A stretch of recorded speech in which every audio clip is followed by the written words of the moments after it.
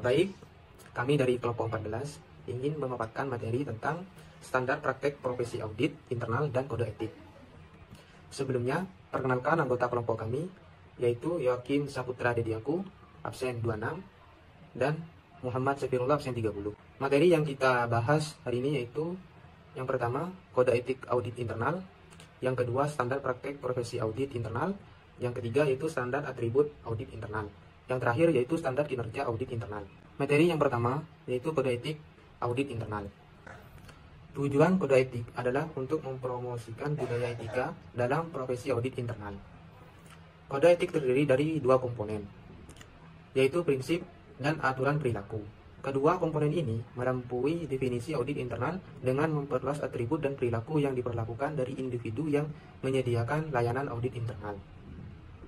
Prinsip-prinsip mengungkapkan 4 idealisme profesional audit internal harus berkeinginan untuk mempertahankan dalam melakukan pekerjaan mereka dan mewakili nilai-nilai inti yang harus dijunjung oleh auditor internal untuk mendapatkan kepercayaan dari mereka yang bergantung pada layanan mereka. Keempat, prinsip yang mengungkapkan 4 idealisme profesional audit internal yaitu yang pertama, integritas. Menurut kode etik, integritas auditor internal menetapkan kepercayaan dan ini memberikan dasar untuk mengandalkan penilaian mereka. Aturan perilaku yang terkait dengan prinsip integritas menyatakan bahwa auditor internal A. Harus melakukan pekerjaan mereka dengan jujur, tekun, dan tanggung jawab. B. Harus mematuhi hukum dan membuat pengungkapan yang diharapkan oleh hukum dan profesi. C. Tidak seharusnya menjadi pihak dalam kegiatan ilegal atau terlibat dalam tindakan yang dapat dideskripsikan dengan profesi audit internal atau organisasi.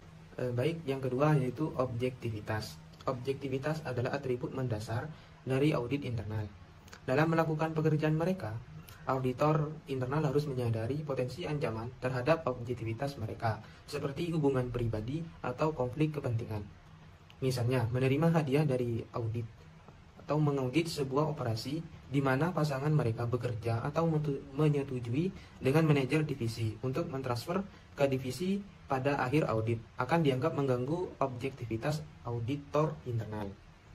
Selain itu, auditor internal harus objektif dalam berkomunikasi dengan mereka dan menghindari bahasa yang menyesatkan. Berikutnya yang ketiga yaitu kerahasiaan. Auditor internal harus melindungi data dalam kepemilikan mereka untuk memastikan informasi rahasia secara tidak sengaja diungkapkan kepada pihak yang tidak pantas. Misalnya kata sandi, enkripsi, dan tindakan keamanan lainnya harus digunakan saat membawa informasi identitas pribadi pada laptop. Demikian juga auditor internal yang sadar akan informasi material non-publik tidak dapat mengungkapkannya kepada pihak luar atau menggunakannya untuk keuntungan pribadi. Yang terakhir yaitu kompetensi.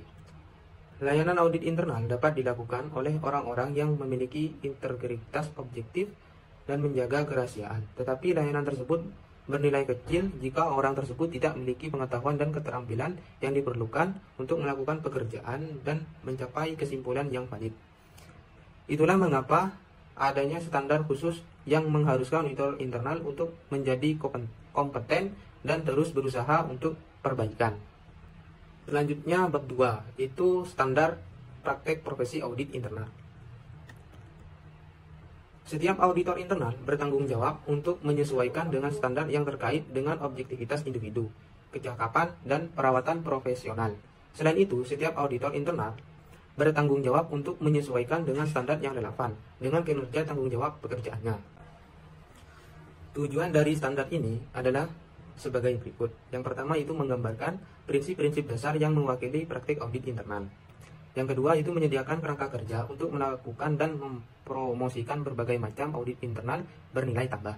Yang ketiga yaitu menetapkan dasar untuk evaluasi kinerja audit internal. Yang keempat yaitu membantu meningkatkan proses dan operasi organisasi. Standar ini berfokus pada prinsip persyaratan wajib yang terdiri dari yang pertama yaitu pernyataan. Pernyataan dasar untuk praktek profesional audit internal dan untuk mengevaluasi efektivitas kinerja yang berlaku secara internasional di tingkat organisasi dan individu. Yang terakhir yaitu interpretasi yang memperjelas istilah atau konsep dalam pernyataan.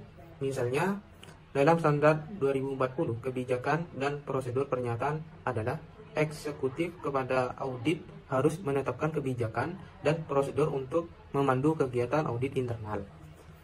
Interpretasi adalah bentuk dan isi kebijakan dan prosedur tergantung pada ukuran dan struktur kegiatan audit internal dan kompleksitas pekerjaannya. Dalam hal ini, interpretasi menjelaskan bahwa bentuk dan isi kebijakan dan prosedur yang sesuai akan bervariasi di seluruh fungsi audit internal karena ukuran dan struktur organisasi dan jenis layanan yang disediakan.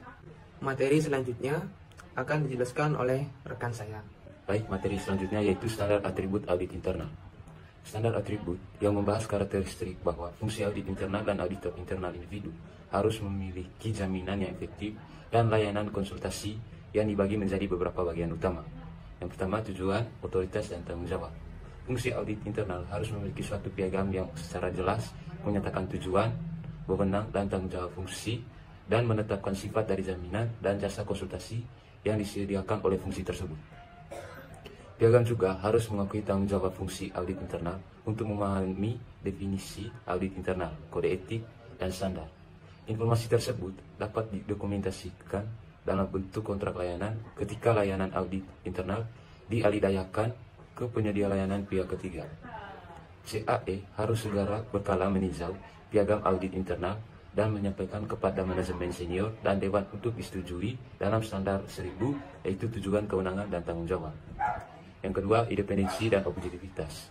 Audit internal atau fungsi harus independen dan auditor internal harus objektif dalam melakukan pekerjaan mereka. Dalam standar 1100 yaitu kemandirian dan objektivitas. The Glossarium untuk standar mendefinisikan kemandirian dan objektivitas sebagai berikut. Yang pertama, independensi. Independensi merupakan kebebasan dari kondisi yang mengancam kemampuan aktivitas audit internal untuk melaksanakan tanggung jawab audit internal dengan cara yang tidak bias. Yang kedua, objektivitas. Sikap mental yang tidak bias yang memungkinkan auditor internal untuk melakukan pertunangan sedemikian rupa sehingga mereka percaya pada produk kerja mereka dan tidak ada kompromi kualitas yang dibuat. Objektivitas mensyaratkan bahwa auditor internal harus mensubordinasikan penilaian mereka pada masalah audit kepada orang lain.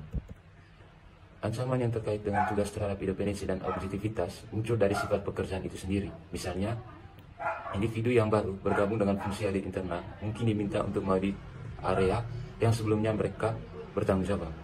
Orang ini pada hakikatnya akan mengaudit pekerjaannya sendiri.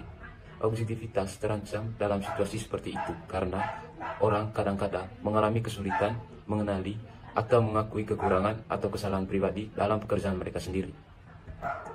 Materi yang terakhir yaitu standar kinerja audit. Keterlibatan audit internal, apakah jaminan atau konsultasi dapat dibagi menjadi beberapa fase.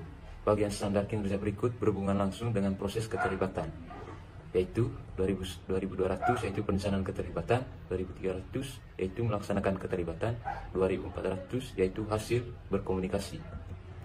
Fase proses keterlibatan dan standar yang sesuai. Yang pertama yaitu 2200 yaitu perencanaan keterlibatan yang di dalamnya ada pertimbangan perencanaan, tujuan keterlibatan, lingkup pertunangan, alokasi sumber daya keterlibatan, dan program kerja keterlibatan. Yang kedua 2300 melakukan keterlibatan yang di dalamnya yaitu mengidentifikasi informasi, yang kedua analisis dan evaluasi, yang ketiga mendokumentasikan informasi, dan yang keempat pengawasan keterlibatan. Yang berikut 2400 hasil berkomunikasi yang di dalamnya ada kriteria untuk berkomunikasi, yang kedua kualitas komunikasi, yang ketiga kesalahan dan kelalaian, yang keempat penggunaan yang dilakukan sesuai dengan standar, yang kelima keterlibatan pengungkapan ketidaksesuaian, yang keenam menyebarkan hasil, dan yang terakhir pendapatan secara keseluruhan. Keterlibatan audit internal untuk memiliki nilai hasilnya harus dikomunikasikan tepat waktu kepada pengguna yang sesuai. Namun, tidak cukup bagi pengguna untuk menerima laporan. Komunikasi harus dalam bentuk yang meminimalkan risiko salah tafsir. Standar 2410, yaitu kriteria untuk berkomunikasi, menyatakan bahwa komunikasi harus mencakup tujuan dan cakupan keterlibatan serta kesimpulan, rekomendasi, dan rencana aksi yang berlaku. Standar 2420 kualitas komunikasi yang lanjut menyatakan bahwa komunikasi harus akurat, objektif, jelas, ringkas, konstruktif, lengkap, dan tepat waktu. Selain itu, standar 2421 yaitu kesalahan dan kelalaian menyatakan bahwa jika komunikasi akhir mengandung kesalahan signifikan atau kelalaian, eksekutif kepada audit harus mengkomunikasikan informasi yang dikoreksi kepada semua pihak yang menerima komunikasi ini. Baik, sekian presentasi dari kelompok kami. Waktu kami kembalikan kepada Pak Sunar.